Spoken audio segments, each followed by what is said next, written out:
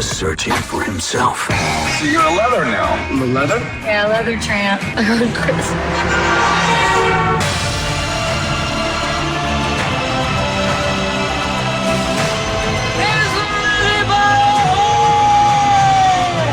Di tahun 2007, sebuah film mengenai petualangan panjang seorang pemuda meledak di pasaran. Film garapan Sean Penn tersebut kemudian berhasil masuk ke dalam berbagai nominasi penghargaan film ternama dunia. Apa yang membuatnya menjadi begitu menarik untuk ditonton? Selain efek kamera yang ditampilkan, ternyata film ini berdasarkan kisah nyata seorang pemuda bernama Christopher Johnson McCandless. Sang sutradara juga harus menunggu selama 10 tahun untuk mendapatkan izin dari keluarga McCandless untuk memproduksi film tentang anak mereka. Siapakah sebenarnya Christopher Johnson McCandless?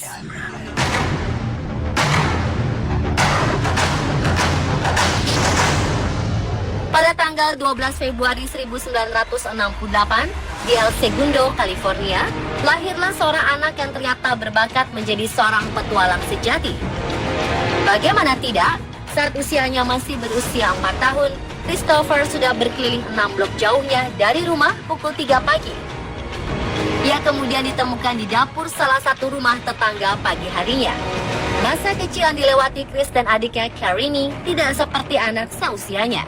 Mereka sering melihat pertengkaran kedua orang tuanya hingga terjadi kekerasan yang diterima oleh sang ibu hanya karena persoalan sepele seperti rasa cemburu. Di tahun 1976, keluarga McCandless pindah ke Washington DC dan menetap di Virginia karena pekerjaan kedua orang tua Chris. Ayahnya, Walter McCandless, dahulu adalah orang jenius yang bekerja di NASA dan bertugas melakukan desain sistem radar satelit Amerika, saingan dari Sputnik Rusia. Sedangkan sang ibu, Wilhelmina McCandless, bekerja sebagai sekretaris di sebuah perusahaan pesawat terbang ternama di Amerika. Namun mereka kemudian beralih profesi dan membuka perusahaan konsultan. Dari sanalah kehidupan keluarga ini berubah. Karir dan harta seolah menutup mata Walt dan Billy. Hingga pertengkaran semakin sering terjadi dan sempat terbersit keinginan mereka untuk bercerai. Sejak kecil, Chris dikenal sebagai anak dengan kemauan yang keras, digabungkan idealisme teguh dan ketahanan fisik yang baik saat menginjak remaja. Sewaktu menginjak sekolah menengah atas di Wilbur Tucker Watson High School, Fairfax, Virginia, ia menjabat sebagai kapten tim lintas negara dan mendesak rekan-rekan setimnya untuk mengobati spiritualitas mereka dengan berjalan kaki.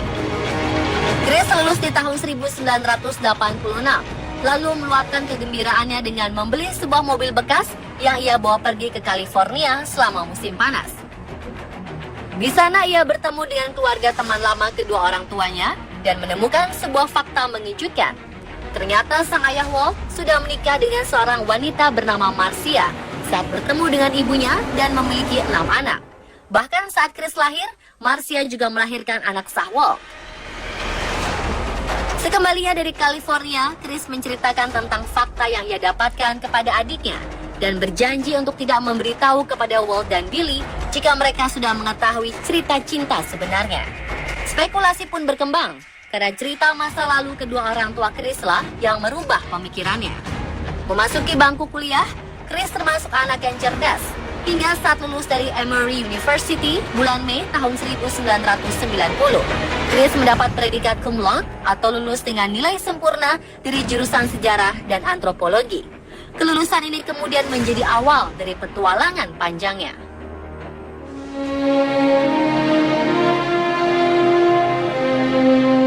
Tak lama setelah hari kelulusannya, Chris yang tinggal di apartemen berpisah dengan kedua orang tua dan adiknya mulai menyusun rencana untuk perjalanan menuju Alaska.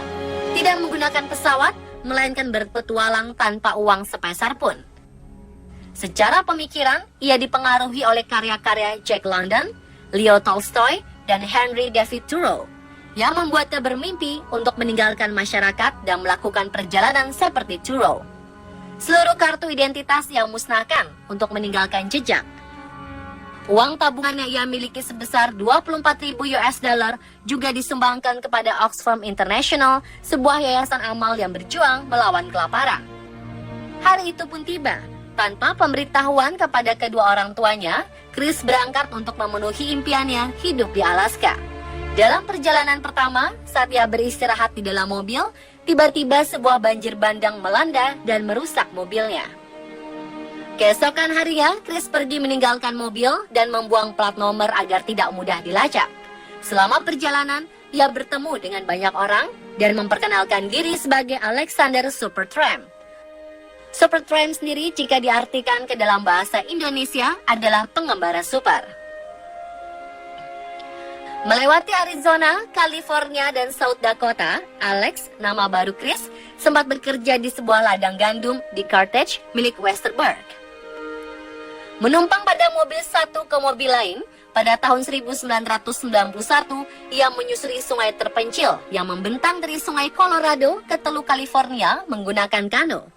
Sempat tinggal di goa selama 36 hari, Alex kemudian menuju Meksiko melalui katup bendungan Morelos dan melabuhkan kano di gurun dan menumpang sebuah mobil menuju Golfo.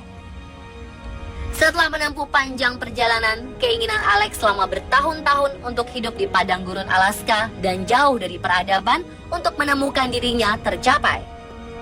Pada bulan April tahun 1992, Alex menumpang dari Enderlin, North Dakota menuju Fairbanks, Alaska. Ia terakhir terlihat dalam keadaan hidup pada tanggal 28 April 1992 oleh Jim Gallin, penduduk lokal yang memberi tumpangan dari Fairbanks ke bagian terdekat Stampede Trail. Gallin merasa prihatin lihat kondisi Alex yang membawa perbekalan minim, bahkan tak membawa kompas dan arloji. Saat ditanya, ia juga tidak memiliki pengalaman hidup di semak-semak Alaska yang cenderung berbahaya. Gallin pun berulang kali mencoba membujuk Alex untuk menunda perjalanannya dan menawarkan diri mengantar ke Anchorage, membeli peralatan serta perlengkapan yang dibutuhkan.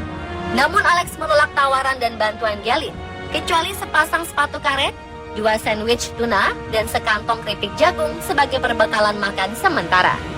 Lalu bagaimana cara Christopher Johnson McCandless alias Alexander Supertramp bertahan hidup di Alaska? Konon, ada peristiwa yang membuat Alex ingin kembali ke kota tempatnya tinggal selama ini. Saksikan kisah selanjutnya esok hari di jam yang sama.